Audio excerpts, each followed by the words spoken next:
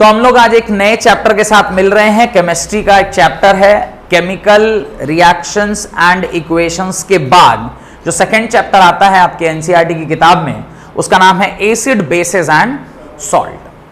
अब acid bases और salt पढ़ने से पहले हमें कुछ बेसिक जानकारी होनी चाहिए कि एसिड बेस मिलाकर एक रिएक्शन हम लोग क्लास 10th के पहले चैप्टर में पढ़े थे, जिसको न्यूट्रलाइजेशन रिएक्शन कहते हैं।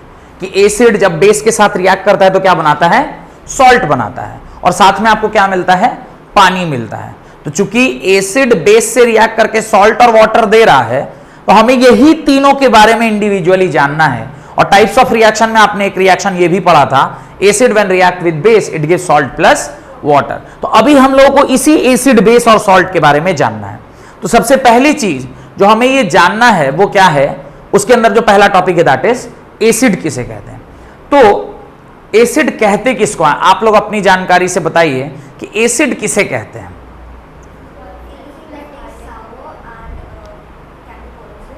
अच्छा, एनीथिंग विच टेस्ट शावर, और एक बेसिक डेफिनेशन भूल रहे हैं, जो H+ आयन दे वो क्या कहलाता है? एसिड कहलाता है।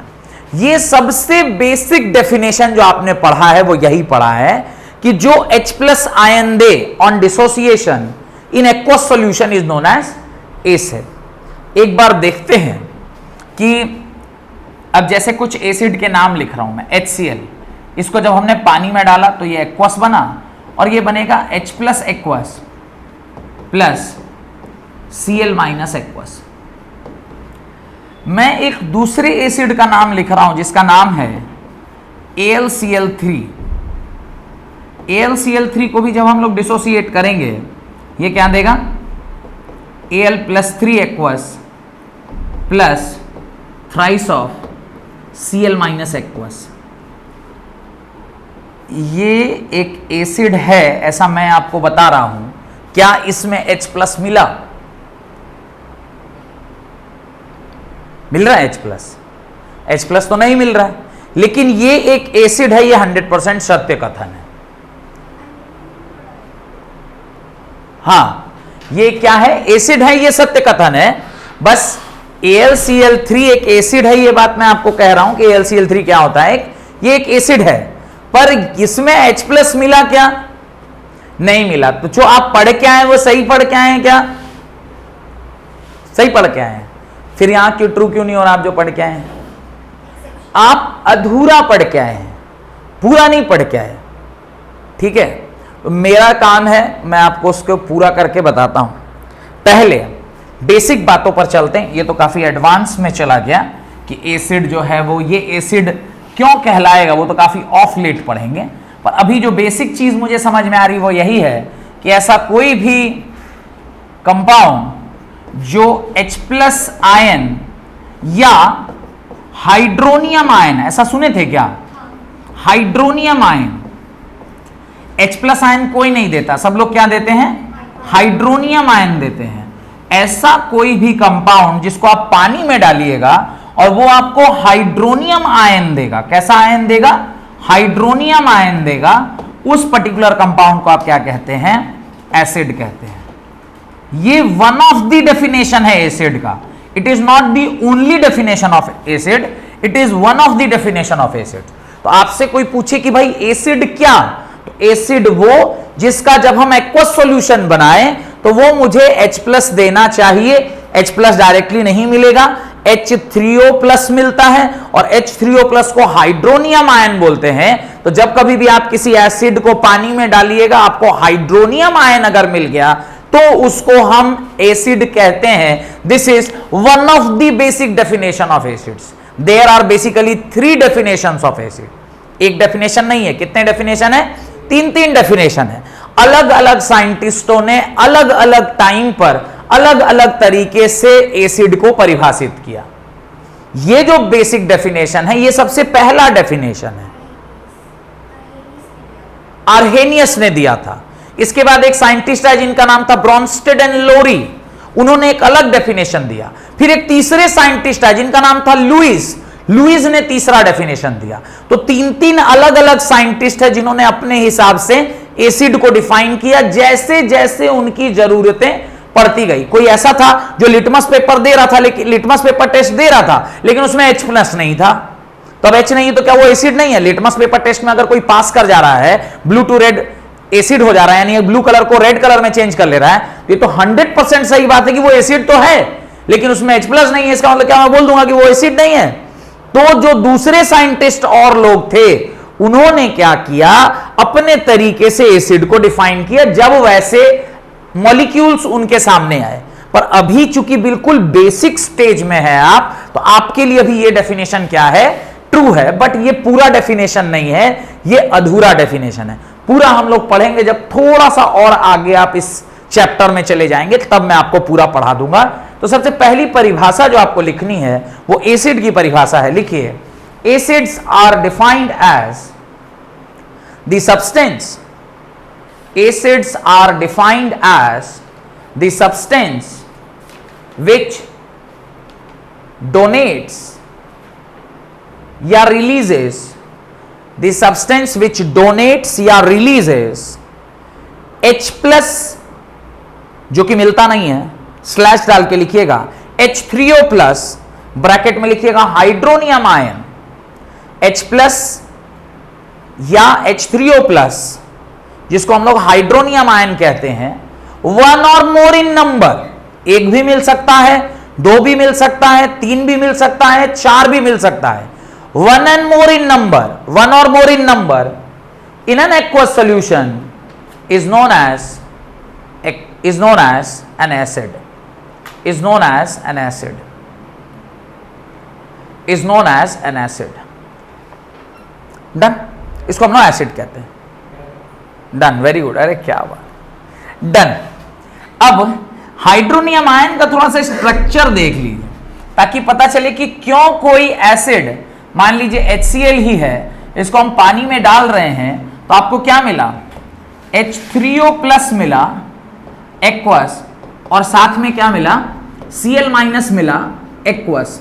तो ये H3O+ क्यों मिला उसको जरा सा ध्यान से देखिए। ये ऑक्सीजन है, ये H, ये H, इसके पास दो लोन पेयर है, ये structure of atom, structure of water है। इसके ठीक बगल में कौन है? H+ है। अबला नारी, जिधर देखी नारी उधर आंख मारी। कोऑर्डिनेशन बॉन्ड की प्रॉपर्टी होती है कि ये जहां कहीं भी दीन दुखी, गरीब दुखिया को देखता है, ये अपने किसी एक लोन पेयर को इसको क्या कर देता है? डोनेट कर देता है। और ऐसा जो बॉन्ड होता है उसको हम लोग कौन सा बॉन्ड कहते हैं?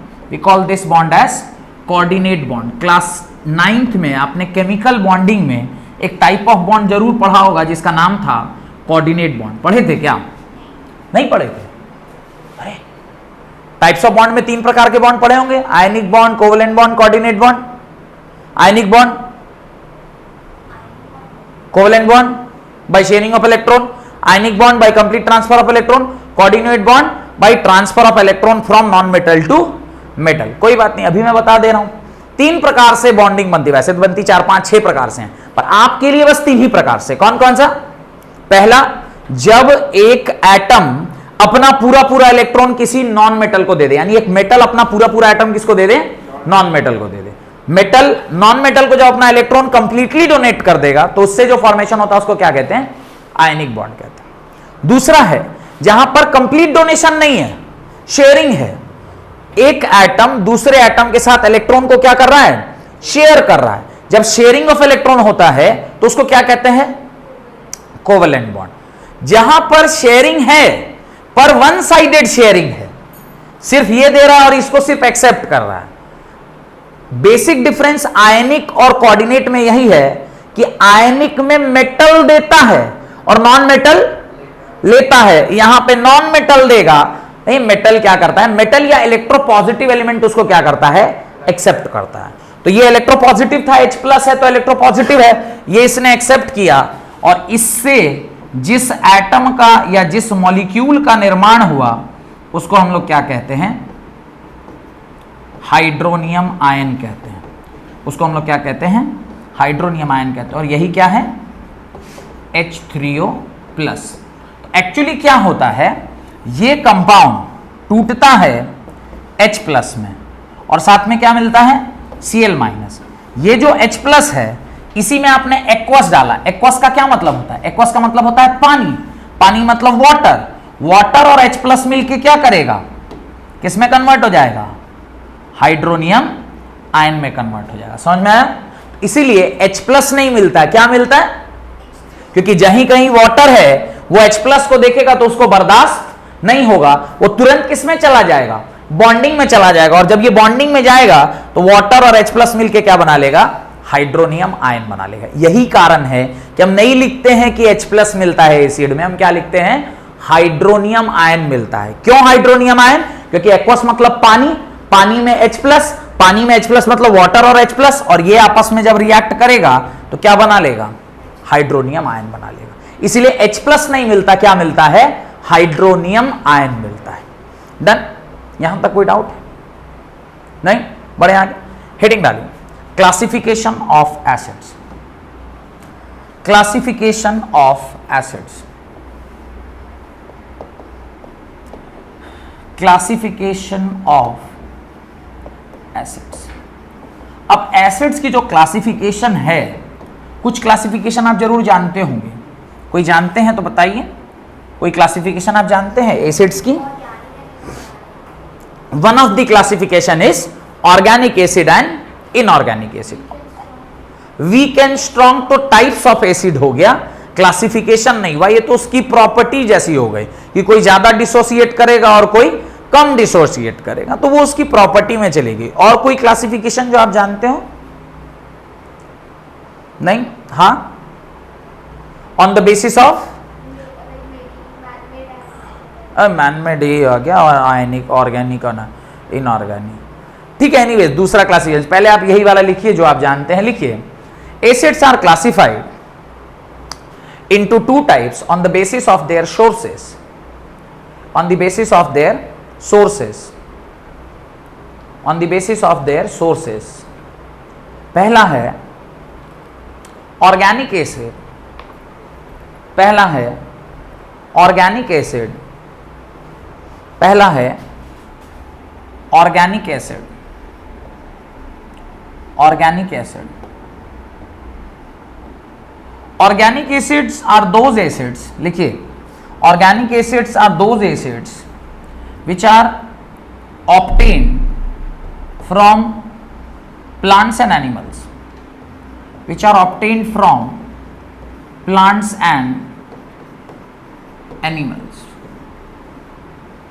इसकी कुछ एग्जाम्पल अगर आप जानते हो तो सबसे पहला citric, CITRIC, no, citric acid, हाँ, टार्टारिक एसिड, टार्टारिक एसिड, हाँ, उसके बाद ऑक्सैलिक एसिड। क्या चीज से मिलता है, हाँ, टोमेटो से ऑक्सैलिक एसिड, और मैलिक एसिड, ये क्या चीज से मिलता है, मैलिक एसिड। तो ये सब का सोर्स कौन है, ये सब का सोर्स प्लांट है। एंट में क्या पाया जाता है, फॉर्मिक एसिड, गुड, एंट में क्या पाया जाता है, फॉर्मिक एसिड। तो ये सब जो भी हमें प्लांट और एनिमल से मिलते हैं, बगल में इसका सोर्स जरूर लिख लीजिएगा ताकि याद भी रहे। सिट्रिक एसिड, कोई भी साइट्रिक फ्रूट, जैसे लेमन हो गया, जैसे ऑरेंज हो गया, ये सारे क्या हैं, साइट्रिक एसिड है। टार्टरिक एसिड, इमली, इमली का इंग्लिश क्या होता है, टैमरिड, क्या स्पेलिंग है, RID, tamarind. Oxalic acid, tomato, RIND, अच्छा, RIND, tomato. Malic acid, apple, और फॉर्मिक एसिड, एंट्स। इस तरीके से जो एसिड्स हमें प्लांट और एनिमल से मिलते हैं उसको हम लोग क्या कहते हैं, क्या कहते हैं? ऑर्गेनिक एसिड कहते हैं। ठीक है, लैक्टिक एसिड कर्ड से। वो किससे मिलता है? बैक्टीरिया से, बैक्टोलैसिलस। क्या बोलते हैं? लैक्टोबैसिलस। हाँ, तो वो भी लिख लीजिए। क्या एक और बोला मैंने अभी? Lactic acid. तो विनेगर कहां से मिलता है? एसीटेट तो फिर आयनिक हो, वो इनऑर्गेनिक में चला है। कैसे मिलता है? सोर्स क्या है? विनेगर तो आपने बनाया उसको, वीक एसिड है। हाँ, वो तो HCl भी एक हाइड्रोजन आयन के साथ कंबाइन कर रहा है। वो तो स्ट्रक्चर्स के ऊपर आपने बात किया था। एनीवेज, अभी क्या बोला? Lactic acid. लैक्टिक एसिड, और लैक्टिक एसिड कहां से मिलता है? कर्ड से। कहां से मिलता है? कर्ड से। खैर, ऑर्गेनिक एसिड में बहुत जानकारी आपके पास हो गई। नाउ राइट सेकेंड क्लासिक, मतलब सेकेंड पॉइंट, इनऑर्गेनिक एसिड। अच्छा, inorganic acids are also called as mineral acids. Inorganic acids को क्या कहते हैं? मिनरल एसिड्स कहते हैं। मिनरल एसिड, तो ये मिनरल एसिड के नाम से भी जाना जाता है। इसका डेफिनेशन क्या होगा? The acids which are obtained from rocks and minerals. Rocks and minerals. आप रॉक्स एंड मिनरल्स से जिसको ऑब्टेन्ड करते हैं उसको क्या कहते हैं? इनऑर्गेनिक एसिड कहते हैं। रॉक्स एंड मिनरल्स लिखिए। The organic acid which are obtained from rocks and. इसके कुछ एग्जांपल बताइए। इसके एग्जाम्पल है nitric acid HNO3, sulphuric acid H2SO4, hydrochloric acid HCl। क्या हो गया? कौन सा? HCl कौन से प्लांट से मिलता है? अरे स्टमक में मिलता माने ऑर्गेनिक हो जाएगा? सोर्स होना चाहिए ना उसका। मिलता तो कोई भी चीज कहीं भी मिल सकता है। माने आप जंगल चले जाइएगा तो जानवर हो जाइएगा कि आदमी ही रहिएगा? अच्छा, बात करते हैं। भाई आप जंगल में घूमने चले गए, ट्रेकिंग करते, आप जंगल हो माने जानवर हो गए कि आदमी ही रहिएगा? पाया जाता है, सोर्स पता करिएगा ना कि भाई सोर्स उसका क्या है। पाया तो बहुत कुछ कहीं भी पाया जा सकता है। एनीवेज, कार्बोनिक एसिड H2CO3, और बताइए बोरिक एसिड H3BO3, और बताइए फॉस्फोरिक एसिड H3PO4, और बताइए और है कुछ? कार्बोनिक हो ही गया। लगभग हम लोगों ने कवर कर लिया है। ठीक है, इन सब का नाम भी लिख लीजिएगा। ये है नाइट्रिक एसिड, इन सब का नाम और इसका formula. Nitric acid very important, formula बहुत जरूरी है। Sulphuric acid,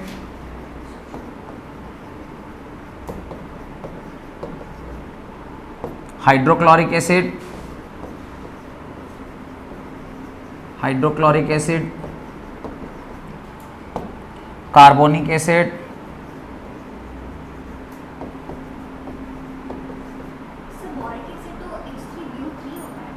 H3BO3, boric acid, और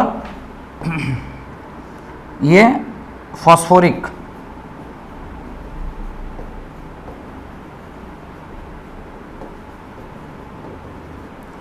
एक H3PO3 है, phosphorous acid. Phosphorous acid,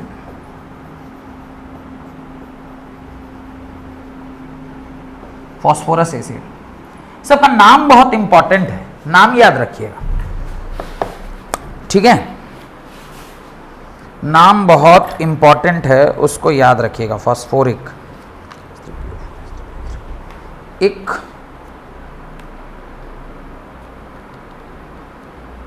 CH3COOH vinegar, उसको भी आप लिख लीजिए। ऑर्गेनिक एसिड है। विनेगर का सोर्स क्या है? कहाँ से मिलता है? पढ़ा था? उसको भी लिख ही लीजिए, फिर यहीं पे डाल लीजिए। अच्छा, इन सब का फॉर्मूला याद रखने की आवश्यकता नहीं है, पर आप कहीं पे डाल लीजिए। एसिटिक एसिड बोलते हैं उसको, एब्सकॉर्बिक एसिड। फॉर्मूला पता है? हाँ, एब्सकॉर्बिक एसिड लिख लीजिए इसको।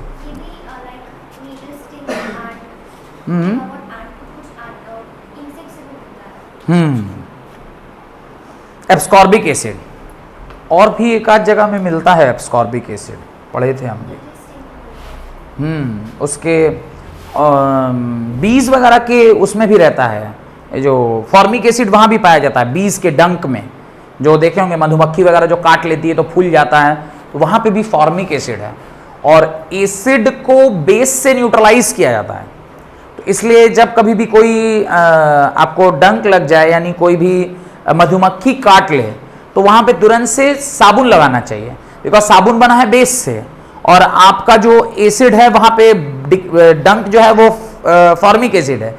एसिड और बेस मिलेगा तो सॉल्ट प्लस वाटर बनाएगा, और आपको देखिएगा जब कभी भी वो मारता है डंक, काफी दर्द होगा और पेन करता है, लहरता बहुत ज्यादा है। तो उस लहरने को कम करना है, अगर उस पेन को रिड्यूस करना है, तुरंत से बेस अप्लाई कीजिए। बेस का बेस्ट सोर्स है सोप से हो जाएगा। तो ये फर्स्ट क्लासिफिकेशन है। और जैसा कि मैंने आपको बताया कि एसिड का एक और क्लासिफिकेशन होता है, सेकेंड क्लासिफिकेशन देखिए।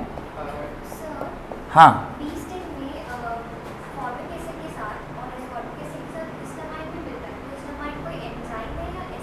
नहीं, वो मेरे ख्याल से एंजाइम होगा, यहाँ पर भी लिखा है कि वो टैनिंग ऑफ लेदर और इन सब में काम आता है, एंजाइम है, छोड़ दीजिए वो बेकार बात।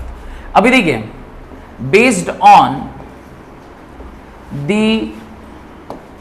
Number of H plus ion released, जो एसिड्स होते हैं ये मुख्यतः 3 प्रकार के होते हैं। एक होता है mono basic acid. Mono basic का मतलब होता है ऐसा कोई एसिड जो एक H प्लस दे। जैसे आप HCl एक्वस को डिसोसिएट करिएगा, ये आपको क्या देगा? H प्लस एक्वस देगा और साथ में Cl माइनस देगा। ये बात अलग है कि मैंने ऑलरेडी बता दिया कि H प्लस मिलता नहीं है, बस पढ़ने पॉइंट ऑफ व्यू के लिए हम लोग ये ऐसा लिख रहे हैं। एक और है HNO3, ये भी एक्वस है, इसको भी डिसोसिएट करिएगा, क्या मिलेगा? H प्लस मिलेगा और साथ में NO3 माइनस मिलेगा। ऐसा कोई भी एसिड जो एक H प्लस दे, कितना दे? एक H प्लस दे, उसको क्या कहते हैं? Monobasic acid. इसी प्रकार से जो दूसरा एसिड होता है उसको कहते हैं बाई या डाई बेसिक एसिड। बाई या डाई बेसिक एसिड, बाई या डाई बेसिक एसिड में जो एग्जाम्पल है दैट इज H2SO4 एक्वस। अब H2SO4 को जब आप डिसोसिएट करिएगा क्या मिलेगा? Twice of H plus aqueous plus SO4 2 minus aqueous. तो यहां पर कितने मिले? 2 मिले, इसलिए क्या है? डाई बेसिक है। सिमिलरली H2CO3 एक्वस, इसको जब आप डिसोसिएट करिएगा आपको twice of 2 times H plus और यहां पे आपको क्या मिल जाएगा? CO3 2 minus aqueous. इस तरह से चूंकि आपको यहां पर 2 H प्लस आयन मिले हैं, इसको क्या कहते हैं? डाई बेसिक एसिड कहते हैं। और तीसरा है ट्राई बेसिक एसिड, थर्ड है try basic acid. Try basic acid, try basic acid किसको कहेंगे? यहां पर हमें 3 मिलेगा। जैसे H3PO3 में हमें कितना मिलता है? 3 मिलता है। 3 मिलने की वजह से ये आएगा thrice of H plus aqueous plus PO4 3 minus aqueous. और कोई जो ट्राई बेसिक में आपको ध्यान हो रहा है, बोरिक एसिड H3BO3 एक्वस, इसको जो आप डिसोसिएट करिएगा ये भी बोरेट आयन देगा। और ये अब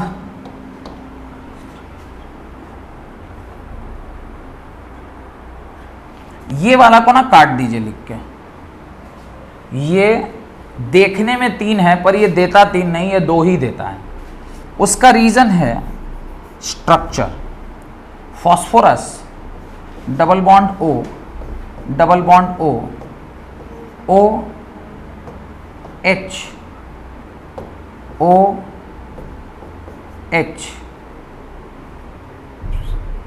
H3PO3, H3PO3, H3PO4 नहीं, H3PO3, H3PO3 जो है वो अपवाद है। एनीवेज ये बनाया, ये कोऑर्डिनेट गया, ये कोऑर्डिनेट गया, तो ये 1 मिनट, यहाँ पे पॉसिबिलिटी है कि ये H लग जाए और ये H लगेगा तो 3 दे देगा, ये ठीक है। H3PO3 अपवाद है, तो मैं अगले पेज पर H3PO3 बना देता हूँ।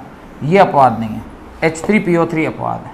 वो देखिए H3PO3, इसको जब आप डिसोसिएट करिएगा, ये ट्वाइस ऑफ H प्लस देगा एक्वस, और साथ में आपको क्या देगा, PO3 2 माइनस एक्वस। इसका आंसर है due to its structure. Phosphorus OH, OH double bond O, नीचे एक H। वो हाइड्रोजन जो ऑक्सीजन से जुड़ा हुआ होता है वही क्या करता है, H प्लस में डिसोसिएट होता है। जो डायरेक्टली सेंट्रल मेटल से जुड़ा होता है, यानी सेंट्रल एटम से जुड़ा हुआ होता है, वो डिसोसिएट नहीं करता है। तो इसका फॉर्मूला देख के तो कोई भी यही बोलेगा कि ये कैसा एसिड है, ये ट्राई बेसिक एसिड है, पर ये एक्चुअली कैसा है, ये डाई बेसिक एसिड है। तो एक ये अपवाद है, और एक मैंने शायद आपको पहले भी बताया था, CH3COOH, इसको जब हम लोग डिसोसिएट करते हैं देख के तो लगता है कि 4-4 हाइड्रोजन देगा, लेकिन ये सिर्फ कितने हाइड्रोजन देता है, 1 हाइड्रोजन देता है। और साथ में आपको क्या मिलता है, CH3COO माइनस एक्वस। और इसका भी जो रीजन है वो भी इसके कहाँ लाई करता है, इसके स्ट्रक्चर में। इसका जो स्ट्रक्चर है वो है CH3C double bond O OH, जो कि हाइड्रोजन ऑक्सीजन से एक ही में जुटा हुआ है, तो इसका जो रिलीज होगा वो एक ही H प्लस रिलीज होता है, ये तीनों रिलीज नहीं होते। तो देख के तो लग रहा है कि यहाँ पे 3 या 4 कुछ भी रिलीज होगा, पर ये एक्चुअली में क्या है, मोनो बेसिक एसिड है। ये एक्चुअली में किसका एग्जाम्पल है, मोनो बेसिक एसिड। तो ये 2 का स्ट्रक्चर आपको क्या रखना चाहिए, ध्यान रखना चाहिए। यहां तक कोई डाउट? मेरे ख्याल से टाइप्स के ऊपर और कुछ बचा नहीं, सारा टाइप्स क्लियर हो गया। एक वीक और स्ट्रॉन्ग और रह गया है, चाहिएगा तो आप उसको भी लिख सकते हैं। पर इन जनरल ऐसा माना जाता है कि जितने भी इनऑर्गेनिक एसिड है वो स्ट्रॉन्ग एसिड होते हैं, और जितने भी ऑर्गेनिक एसिड होते हैं वो वीक एसिड होते हैं। ये एक जनरल धारणा है, इसका अपवाद भी बहुत कम देखने को मिलता है, इसीलिए आप एक ये जनरल स्टेटमेंट वहां लिख सकते हैं। एक लाइन आप वहां ऐड कर दीजिए, राइट, एक लाइन आप वहां ऐड कर सकते हैं। लिखिए, generally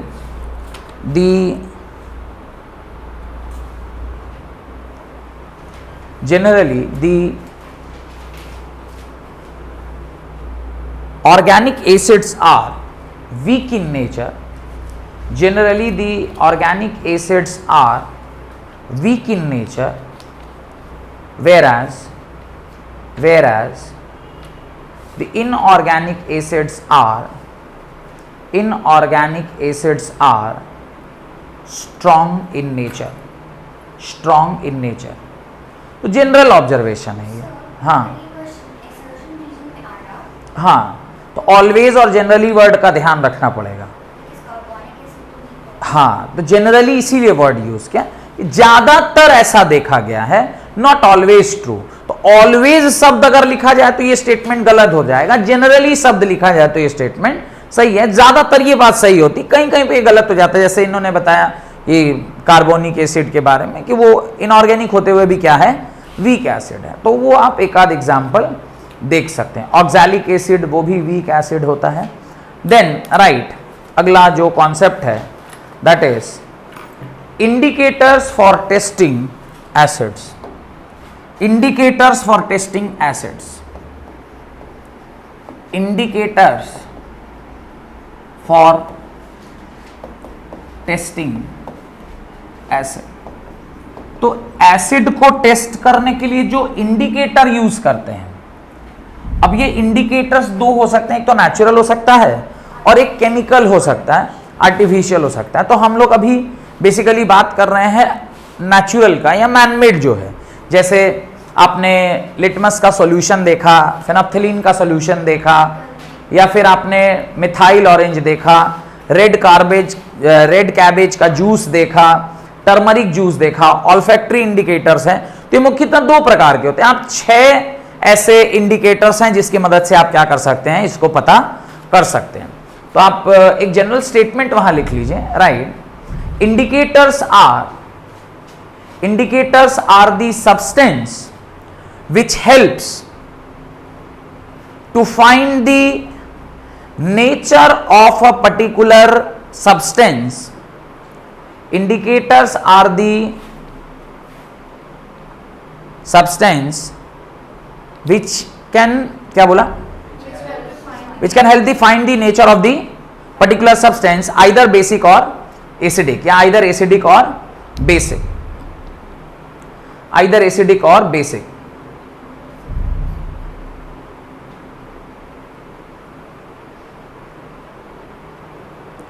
तो हम लोगों को इसमें जो बेसिक सवाल पूछा जाता है कि भाई किस तरह का इंडिकेटर आप एसिड्स में देखते हैं, यानी कब क्या चीज में बदलती है। तो इसके अंदर पहला आप लिखिए लिटमस पेपर।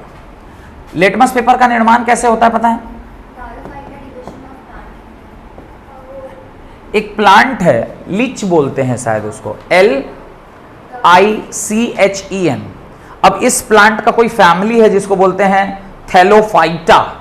अब उसको फिर सुखाकर उसका सॉल्यूशन बनाकर जब आप किसी पेपर के स्ट्रिप को कलर कर दें तो जनरली लिटमस कलर जो है वो कैसा होता है, पर्पल कलर का होता है। वो कैसा होता है, पर्पल कलर का होता है।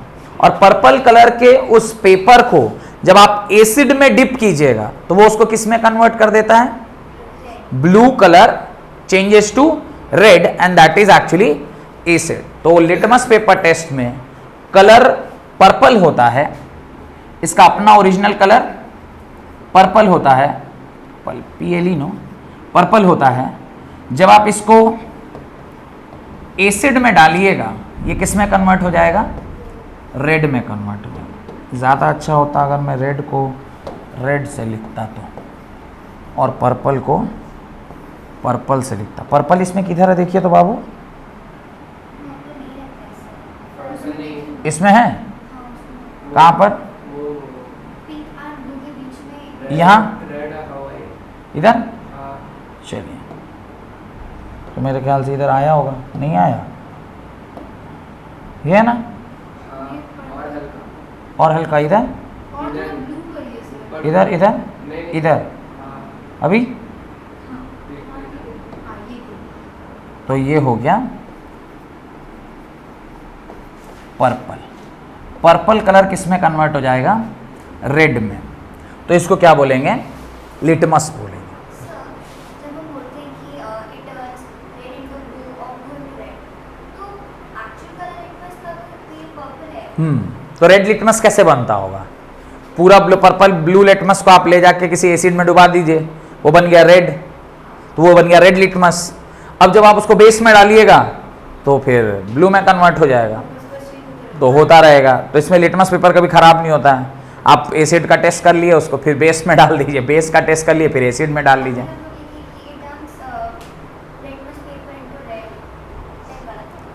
क्या क्या लिटमस पेपर इनटू हाँ तो ठीक ही तो है, asset turns blue litmus into red. क्यों बोल रहे हैं? हाँ वही पर्पल, दिखता बस पर्पल है ना, एक्चुअल कलर इसका मॉम रहता है। हाँ तो वही इसको याद रखिए। आज ही किसी ने बता रहे थे। नहीं है कि हम लोग ऐसा क्यों बोलते हैं कि ब्लू को रेड का है, उसका कलर पर्पल है। हाँ वही पर्पल ही है, पर्पल ब्लू ही होता है। अब आपके लिए उतना पर्पल ब्लू, तो लड़की लोग के लिए तो एक तो पिंक का 1000 पिंक है, तो उतना पिंक नहीं, उतना सिंपल। हम लोग के लिए पूछे तो पिंक माने पिंक, ब्लू मतलब ब्लू, रेड मतलब रेड। अब आपका तो Ajanta red, magenta red, तेजेंटा red, 10 ठो टाइप का रेड है, तो उतना ये सब डिटेल में साइंस है। लिपस्टिक थोड़ी है कि भाई आप 100 रंग रेड का कर दीजिएगा, वो सब नहीं। सेकेंड है फिनोप्थिलीन, सेकेंड है इसका फिनोप्थिलीन। तो फर्स्ट आपको ये ध्यान रहा कि आप लिटमस स्ट्रिप को अगर एसिडिक सॉल्यूशन में डालेंगे तो वो रेड में आ जाएगा, और रेड स्ट्रिप को अगर आप बेस, तो बेस का बेस में पढ़ लेंगे, अभी सिर्फ एसिड को पढ़ रहे हैं। सेकेंड है, the second indicator is phenolphthalein, PH phenol, phenol. और उस फिनोल में आपने क्या डाल दिया है, PHTHALIEN, फिनोप्थिलीन।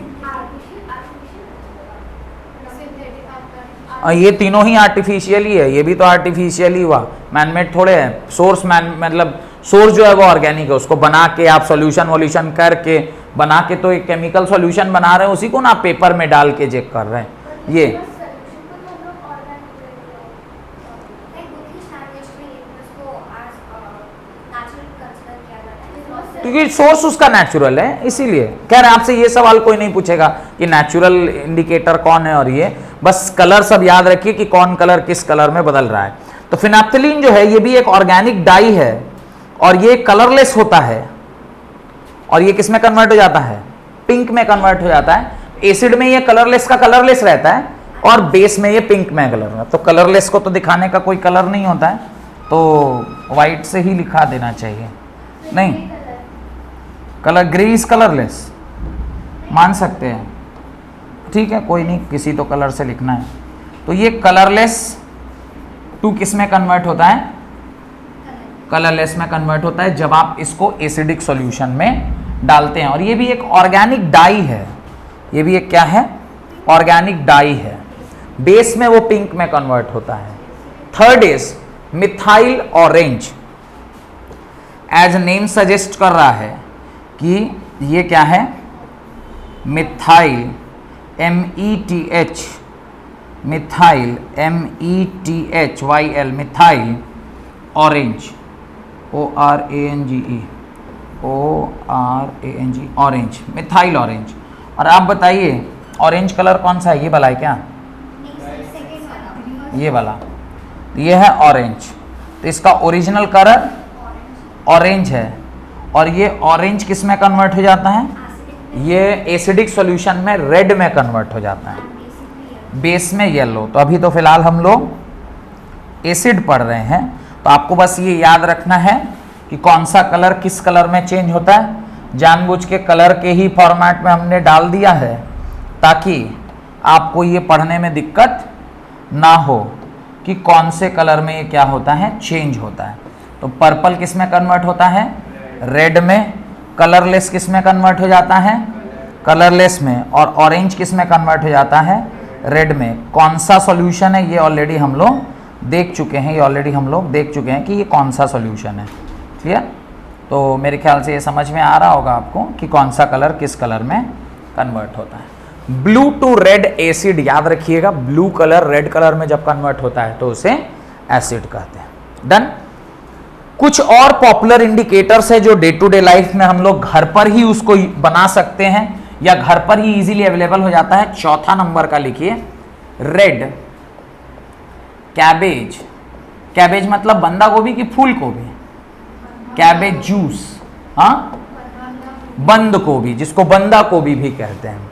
तो ये होता है किस कलर का, रेड कलर का, और ये रेड ही रह जाता है जब आप उसको किस में डालते हैं, एसिड में डालते हैं। तो ये रेड कलर का रेड कलर ही रह जाता है, तो it does not changes it colour, it remains red का रेड ही जब आप इसको किस में डालते हैं, एसिड में डालते हैं। तो रेड कलर का किस में रह जाता है, रेड में ही रह जाता है। ये एसिड की ये भी एक टेस्ट है।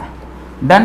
पर ये पता नहीं चलेगा, ये जो कि रेड का रेड ही रह गया तो आप नहीं भी, न्यूट्रल भी कई बार में ऐसा होता है कि नहीं पता चलता है। नेक्स्ट इज टर्मेरिक जूस, हल्दी, टर्मेरिक जूस, हल्दी। अब हल्दी का रंग तो येलो ही होता है, तो ये तो इनिशियली क्या होता होगा, येलो ही रहता होगा। लेकिन एसिड में जब आप इसे डालते हैं तो हल्दी किस में कन्वर्ट हो जाता है, येलो में ही रह जाता है। It remains yellow in acidic medium and changes to reddish brown in basic medium. तो ये भी येलो से येलो ही रह जाएगा। तो मुझे लगता है ये सब ज्यादा बेस को पता करने के काम आएगा देन एसिड, क्योंकि जब कलर ही नहीं चेंज हो रहा तो आप कंफर्म कैसे कीजिएगा कि इसका नेचर कैसा था, न्यूट्रल भी तो हो सकता है। एंड देन छठा एक और है जिसका नाम है ऑल्फैक्टरी इंडिकेटर। ये तो स्मेल वाला है। ऑल्फैक्टरी मतलब एनीथिंग रिलेटेड टू स्मेल, है ना। Olfactory indicator, olfactory indicator. तो ऑल्फैक्टरी इंडिकेटर जो है इसको हम लोग स्मेल से डिनोट करते हैं। The term olfactory related to sense of smell which different acidic and basic. The olfactory the work theory क्या है, कोई एग्जांपल दिया है उसने। Indicators of onion, vanilla and clove oil. If we add a small amount of sodium hydrochloride, the smell vanilla gets suppressed. However, adding small amount of hydrochloride, the smell does not get suppressed. तो ये इसने एक example के रूप में बताया है कि अगर वेनिला लेते हैं आप और वेनिला में अगर आप एसिड डालते हैं, ने कहा है एक बेस डालिए, बेस डालेंगे तो उसका जो वेनिला का स्मेल है वो थोड़ा सा कम हो जाएगा। वेयर जब आप एसिड डालेंगे तो उसके वेनिला के स्मेल में कोई फर्क नहीं पड़ेगा। तो चूंकि सूंघ कर पता कर रहे हैं आप, उसको स्मेल कर कर पता कर रहे हैं, इसलिए इसको क्या कहते हैं, ऑल्फैक्टरी। ऑल्फैक्टरी, ऑल्फा, ये वर्ड जो है OLFACT, ये कहां से समझ में आता है, इससे मतलब है समथिंग रिलेटेड टू स्मेल। तो इसी में वो वेनिला वाला एग्जांपल ही हम लोग लिख लेते हैं कि वेनिला के साथ क्या कार्यक्रम हो रहा है। अगर कोई एसिड है, एसिड में इसका smell does not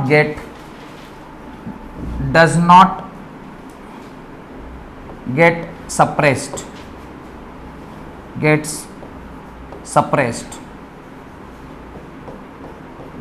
does not get suppressed। किसका, वेनिला का। किसका स्मेल, वेनिला का स्मेल। वैसे लोग वेनिला की खेती भी करते हैं, वेनिला का फूल होता है, फूल से ही वेनिला फ्लेवर मिलता है। तो ये वेनिला का स्मेल। तो ये हमारे कुछ एग्जाम्पल हैं जिसके आधार पर आप ये क्लियर हो गया कि भाई कहाँ क्या हो रहा है। अब लास्ट एक टॉपिक जो आज की क्लास में मुझे लेना है, दैट इज, मैंने स्टार्टिंग ऑफ द क्लास में आपसे बताया था कि एसिड को तीन, क्योंकि अब इसके बाद सीधे प्रॉपर्टीज में चले जाएंगे, तो कुछ फिजिकल प्रॉपर्टी फिर केमिकल प्रॉपर्टीज में। तो आज फिजिकल और केमिकल प्रॉपर्टीज अगले क्लास में पढ़ेंगे। एसिड की परिभाषा तीन लोगों ने डिफाइन की। एक का नाम था आर्हेनियस।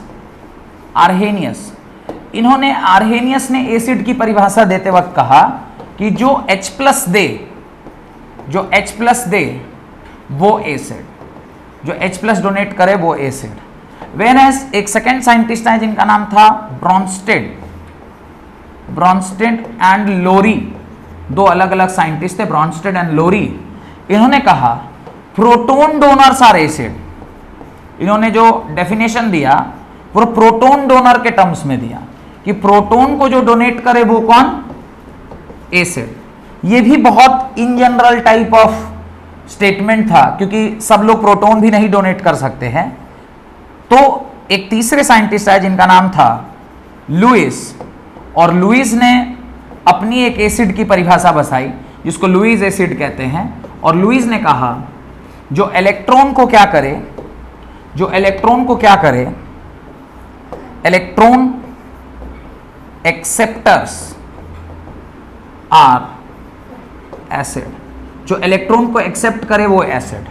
अब एक एग्जांपल दूंगा जिससे मैं तीनों को ही आपको एक्सप्लेन कर दूंगा कि ये तीनों ही ये कार्यक्रम कर रहे हैं, बस हमें पता नहीं था पर कर तीनों ही रहे। जैसे वही HCl का एग्जांपल लेता हूं। HCl एक्वस जब टूट रहा है तो वो H+ aqueous plus Cl minus aqueous में टूट रहा है। पहली जो परिभाषा है वो किसने दी? आर्हेनियस ने दी। आर्हेनियस के हिसाब से जो H प्लस देता है वो एसिड, तो आर्हेनियस एसिड तो ये है ही। सेकेंड डेफिनेशन दिया ब्रॉन्स्टेड एंड लोरी ने, और ब्रॉन्स्टेड एंड लोरी ने कहा कि जो प्रोटॉन डोनेट करे, प्रोटॉन किसे कहेंगे? तो हाइड्रोजन का स्ट्रक्चर जब आप देखिएगा तो हाइड्रोजन के स्ट्रक्चर में एक इलेक्ट्रॉन होता है और हाइड्रोजन का एटॉमिक नंबर 1 और मास नंबर भी 1, तो इसमें इलेक्ट्रॉन की संख्या भी 1 होती है, प्रोटॉन की संख्या भी 1 होती है और न्यूट्रॉन की संख्या 0 होती है। ये जानते हैं नहीं जानते हैं? जानते हैं ना, क्लास 9th में पढ़े थे हम लोग। अब अगर इससे एक इलेक्ट्रॉन आप ले लीजिएगा तो एक इलेक्ट्रॉन ले लीजिएगा तो ये क्या हो जाएगा? ये इलेक्ट्रॉन खत्म हो गया। ये इलेक्ट्रॉन अगर खत्म हो गया तो उसके पास क्या बच गया? प्रोटॉन बच गया। तो क्या ये प्रोटॉन ही है? H प्लस को क्या बोलेंगे? प्रोटॉन ही कहेंगे। तो क्या ये प्रोटॉन मिला मुझे? हाँ मिला। तो ये प्रोटॉन डोनर हुआ ना, ये क्या हो गया? प्रोटॉन डोनर हुआ। और प्रोटॉन डोनर के हिसाब से भी इसे क्या कहेंगे? प्रोटॉन डोनर है, इसलिए इसे क्या कहेंगे? ब्रॉन्स्टेड लोरी भी बोलेंगे। और तीसरा है जो है लुईस। लुईस के हिसाब से, लुईस कहते हैं जो इलेक्ट्रॉन को क्या करे? एक्सेप्ट करे। Electron acceptors are acid and electron donors are base. अगर कोई H प्लस लेकर निकल रहा है तो इसका इलेक्ट्रॉन कौन ले लिया? Cl लिया ना। Cl माइनस क्या कहलाएगा? Lewis acid. Cl माइनस क्या कहलाया? Lewis acid. किसने इलेक्ट्रॉन दिया? H ने अपना इलेक्ट्रॉन दिया, तब ना ये H प्लस में कन्वर्ट हुआ। तो H प्लस देने वाला यानी कोई ना कोई इलेक्ट्रॉन को जरूर एक्सेप्ट कर रहा होगा। किसके इलेक्ट्रॉन को? किसी एक पर्टिकुलर एटम के इलेक्ट्रॉन को। जहां कहीं भी कोई एटम अपने इलेक्ट्रॉन को डोनेट कर रहा है वो भी क्या कहलाएगा? एसिड कहलाएगा। इस हिसाब से ये इलेक्ट्रॉन एक्सेप्टर ये भी क्या कहलाया? एसिड कहलाया। मैंने एग्जाम्पल एक दिया था आपको AlCl3 का, जिससे आप लोग ने कहा कि भाई इसमें तो हाइड्रोजन नहीं है, फिर भी ये क्या है? AlCl3, इसको ध्यान से देखिए। Al ऊपर क्लोरीन, नीचे क्लोरीन, इधर chlorine. This is the structure of AlCl3। ये क्या है? Structure of AlCl3। अब AlCl3 की स्ट्रक्चर में एक खास बात है कि ये आयनिक कंपाउंड नहीं है। ये कैसा कंपाउंड है? ये कोवेलेंट कंपाउंड है। ये कैसा कंपाउंड है? कोवेलेंट। बोले सर हम लोगों को कैसे पता चलेगा कौन सा कंपाउंड कैसा होता है? नहीं पता चलेगा जब तक आप क्लास 11th में ऑर्गेनिक इनऑर्गेनिक केमिस्ट्री में केमिकल बॉन्डिंग चैप्टर नहीं पढ़ लेंगे, तब तक आपको ये पता चलना मुश्किल है। फिर भी मैं पढ़ा रहा हूं तो मैं आपको सिखा तो जरूर सकता हूं कि भाई कब क्या हो रहा है। इसके ऊपर एक चार्ज पैदा होता है जिसको बोलते हैं डेल माइनस, इसके ऊपर चार्ज पैदा होता है डेल माइनस, इसके ऊपर चार्ज पैदा होता है del minus. What is del minus? Del minus is the charge produced on a particular atom और एन एलिमेंट जब वो शेयर्ड पेयर ऑफ इलेक्ट्रॉन को ज्यादातर क्या करने लग जाए? अपने पास रखने लग जाए। अब इन दोनों के बीच में अगर कोवेलेंट बॉन्ड बना है तो बॉन्डिंग कैसी थी? शेयरिंग के बेसिस पर हुआ। शेयरिंग का मतलब होता है 50% मेरा 50% तुम्हारा। लेकिन क्लोरीन चूंकि ज्यादा इलेक्ट्रोनेगेटिव है, क्या है? ज्यादा इलेक्ट्रोनेगेटिव। इलेक्ट्रोनेगेटिव किसको बोलते हैं? जो इलेक्ट्रॉन रखने की टेंडेंसी दिखाता हो। इलेक्ट्रोनेगेटिव किसको कहते हैं? जो इलेक्ट्रॉन एक्सेप्ट करने की क्या दिखाता हो? टेंडेंसी दिखाता हो। इलेक्ट्रॉन एक्सेप्ट करने की tendency fluorine, chlorine, bromine, iodine में सबसे ज्यादा है। क्यों? कि उसका इसका कॉन्फ़िगरेशन क्या है? 27287। अगर 27 या 287 है तो आउटर मोस्ट सेल में कितना इलेक्ट्रॉन है? 7। स्टेबल होने के लिए कितना चाहिए? 8। तो ये हमेशा इलेक्ट्रॉन लेना, कहीं से भी मिल जाए वो हमेशा लेने के लिए तैयार है। जो हमेशा लेने के लिए तैयार है उसको क्या बोलेंगे? इलेक्ट्रॉन एक्सेप्ट करने की टेंडेंसी या इलेक्ट्रोनेगेटिव एलिमेंट। इलेक्ट्रोनेगेटिव एलिमेंट है तो वो इलेक्ट्रॉन हमेशा ही एक्सेप्ट करना चाहेगा। तो ये जो शेयर्ड पेयर ऑफ इलेक्ट्रॉनों को ज्यादातर कौन रखेगा? वो रखने लगेगा। अगर ज्यादातर इलेक्ट्रॉन रखने वाले के ऊपर हमेशा कौन सा चार्ज आता है? Negative charge. तो इसके ऊपर क्या आ जाएगा? इसका एक डेल प्लस, इसका एक डेल प्लस, इसका एक डेल प्लस। इसके ऊपर क्या आ गया? 3 डेल प्लस। कितने del plus? 3 del plus. Electron की डेफिशिएंसी, अरे डेफिशिएंसी ऑफ इलेक्ट्रॉन है। जहां कहीं भी डेफिशिएंसी ऑफ इलेक्ट्रॉन है कोई ना कोई अपना इलेक्ट्रॉन इसको क्या कर देगा? डोनेट कर देगा। कोई ना कोई क्या कर देगा? अपना इलेक्ट्रॉन डोनेट कर देगा। तो जिसने डोनेट किया वो बेस, जिसने डोनेट किया वो, और जिसने एक्सेप्ट किया वो किसके आधार पर, किसने ये सब बताया, लुईस के आधार पर। किसने बताया, इसीलिए AlCl3 इज लुईस एसिड। क्या है, लुईस एसिड। इसमें H प्लस पैदा नहीं हो रहा, फिर भी AlCl3 क्या है, एसिड है, because it has the tendency to accept electron, और जो इलेक्ट्रॉन एक्सेप्ट करे वो क्या, लुईस एसिड। डन। तो अभी तीनों एसिड का सब कहानी समझ में आ गया। एसिड क्या होता है, एसिड के टाइप्स, एसिड का इंडिकेटर, और एसिड की परिभाषा जो आपके थोड़े ऊपर का है, पर पता अगर हो जाए तो कहीं कोई उसमें दिक्कत नहीं है। कि मान लीजिए अगर हमको थोड़ा ज्यादा पता चल गया तो तबीयत खराब हो जाएगा, ऐसी बात नहीं है। एटलीस्ट इतना तो ध्यान रहेगा कि एसिड को 3 अलग अलग साइंटिस्ट ने डिफाइन किया था। एक साइंटिस्ट ने बोला कि जो H प्लस दे वो एसिड, दूसरे साइंटिस्ट ने कहा कि जो प्रोटॉन डोनेट करे वो एसिड, और तीसरे साइंटिस्ट ने कहा जो इलेक्ट्रॉन एक्सेप्ट करे वो एसिड। एक एग्जांपल AlCl3 का याद रखिए कि AlCl3 चूंकि एक कोवेलेंट कंपाउंड है, इसमें एल्युमिनियम के ऊपर प्लस चार्ज है, क्लोरीन के ऊपर नेगेटिव चार्ज है। जिसके ऊपर प्लस चार्ज होता है उसके पास डेफिशिएंसी ऑफ इलेक्ट्रॉन होती है। जहां डेफिशिएंसी ऑफ इलेक्ट्रॉन होगा वहां कहीं ना कहीं से कोई डोनेट करेगा। तो कोई डोनेट अगर कर रहा है तो वो लुईस बेस है, तो जो इलेक्ट्रॉन एक्सेप्ट कर रहा है वो कौन है, लुईस एसिड। क्लियर। यहां पे जाके आपका जो एसिड, उसके टाइप्स और उसका क्लासिफिकेशन और उसके बारे में, सिर्फ एसिड के बारे में आपका सारा कॉन्सेप्ट खत्म हो गया। अगली क्लास में physical and chemical properties of acid की ओर हम लोग बढ़ जाएंगे। तो पहले फिजिकल और केमिकल प्रॉपर्टीज पढ़ लेंगे, फिर बेस एक बार स्टार्ट करूंगा तो पूरा बेस क्लियर कर दूंगा। तो अगले क्लास में फिजिकल और केमिकल प्रॉपर्टी, फिर एक दिन बेस में लग जाएगा उसका इंट्रोडक्शन में, फिर एक दिन उसकी फिजिकल और केमिकल प्रॉपर्टी। तो इसमें आपका एसिड बेस खत्म हुआ, 4 दिन, एक दिन हुआ है और 3 दिन लगेगा। फिर एक दिन पूरा पीएच में लग जाएगा, तो एक दिन पीएच निकला। फिर सॉल्ट में प्रवेश करेंगे, तो सॉल्ट में 2 सॉल्ट एक दिन लगता है, तो 4 सॉल्ट है तो 2 दिन वहां लगेगा, और 1 सॉल्ट का इंट्रोडक्शन, यानी उधर लग गया 3 क्लास, पीएच में लग गया 4 क्लास, बेस में 2, एसिड में 2, 4 और 4 8 क्लास। टोटल 8 से 9 क्लास में आपका ये चैप्टर खत्म हो जाएगा। और एक क्लास लास्ट वाला रखिए जिसमें हम आपको कुछ अच्छा क्वालिटी क्वेश्चन करवा देंगे, उससे आपका कॉन्फिडेंस। इसमें सवाल कैसा पूछेगा, एसिड बेस में ये थोड़ा पूछेगा डिफाइन एसिड, या नहीं पूछेगा, आपको सवाल कैसा देगा। तो एक दिन आप पकड़ के चलिए कि आपको न्यूमेरिकल में लग जाएगा। तो कुल मिला के आपको 9 से 10 दिन में मेरा पूरा एसिड कंप्लीट होगा। डन। बहुत बहुत धन्यवाद आज की क्लास अटेंड करने के लिए।